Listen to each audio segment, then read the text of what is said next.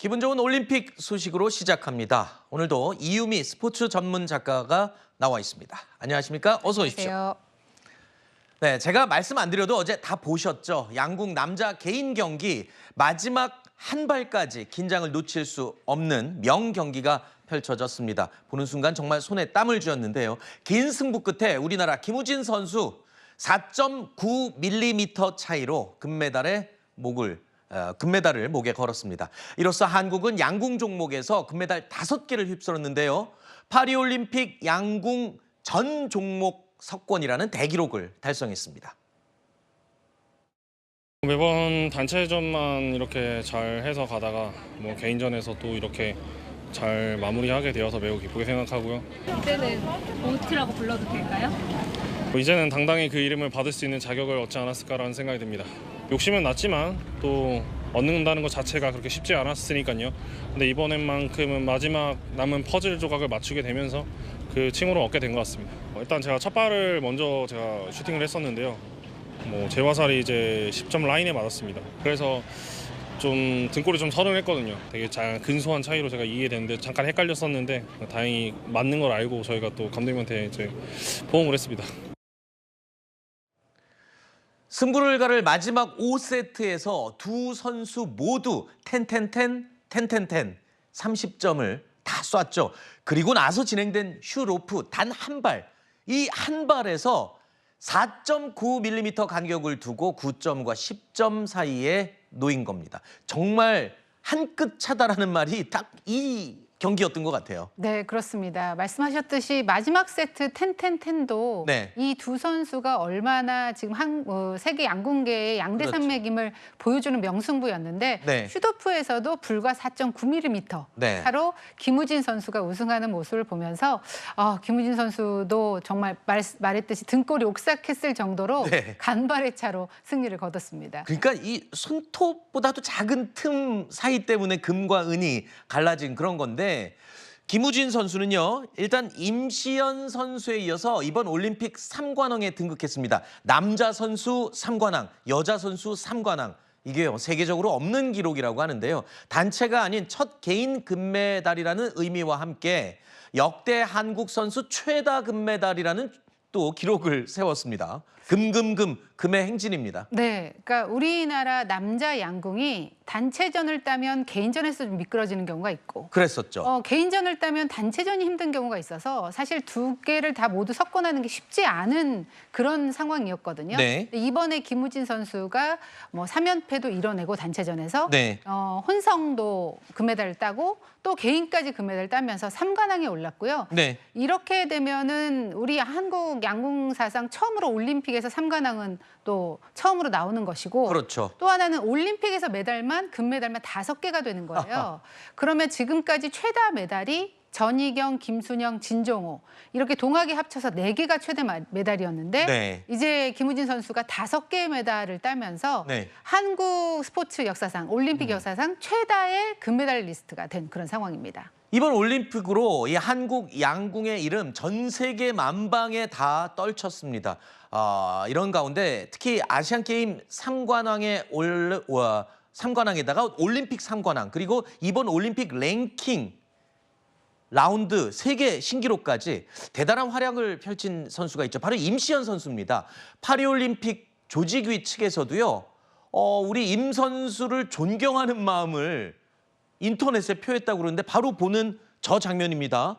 저 동상 모습의 스케치를 그래픽으로 제작해서 인터넷에 공개했고 한글로 축하합니다. 이렇게 했다고요? 네, 파리 올림픽 조직위원회에서 이제 임시연 선수의 영상을 그래픽으로 형상화해서 네. SNS에 저렇게 올린 겁니다.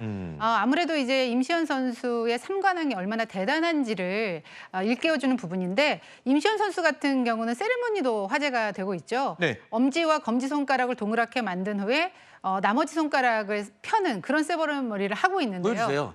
이렇게 하고 있습니다. 네, 3관왕. 네, 그런데 저는 이게 3관왕이란 뜻인 줄 알았거든요. 네. 근데 임시연 선수가 나중에 인터뷰를 하는 거 보니까 본인이 항저우 아시안 게임을 3관왕을 하고 그 후에 곧바로 올림픽을 나가다 보니까 주변에서 그 삼관왕이 그렇게 쉽지 않은 것이다. 아하. 더 분발해야 된다라는 얘기를 했다고 해요. 그래서 네. 자기는 바늘구멍을 통과한 것이다. 아하. 라는 그 바늘구멍의 의미라고 하니까요. 네. 얼마나 이 바늘구멍을 통과하기 위해서 많은 노력을 했는지 알 수 그렇군요. 있을 것 같습니다. 그러니까 저 3이라는 손가락 3개도 의미가 있지만 네. 그 동그라미 바늘구멍이라는 의미가 또 있는 세리머니였군요. 네. 전 세계에서 우리 이 바늘구멍을 통과하는 세리머니를 보고 또 극찬을 했을 것 같습니다. 어느덧 반환점을 돈 이 파리올림픽 중간 정산을 한번 해볼까요?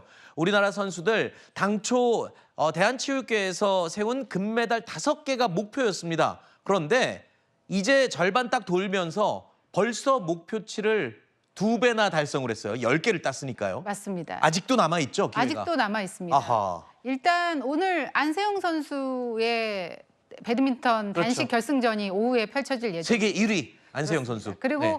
태권도가 7일부터 시작을 합니다. 네. 근대 5종이 기다리고 있고요. 네. 뭐 스포츠 클라이밍도 한번 노려볼 만 하겠죠. 네. 그리고 그 밖에도 꼭 금메달이 아니더라도 예를 들면 우상혁 선수의 높이뛰기, 그렇죠. 역도 박혜정 선수의 경기라든지 네. 브레이킹이라는 또 신설 종목에 우리나라의 그 선수가 또 출전을 하기 때문에 네. 계속해서 메달 행진은 남은 기간 이어질 것으로 예상되고 있습니다. 네.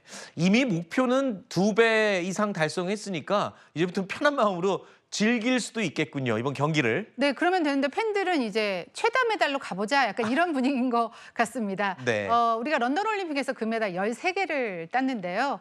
지금 이제 3개밖에 남지 않은 상황이잖아요. 네. 근데 충분히 가시권에 들어왔기 때문에 과연 최다 메달의 기록을 경신할 수 있을지 지켜보는 것도 재밌을 것 같습니다. 네.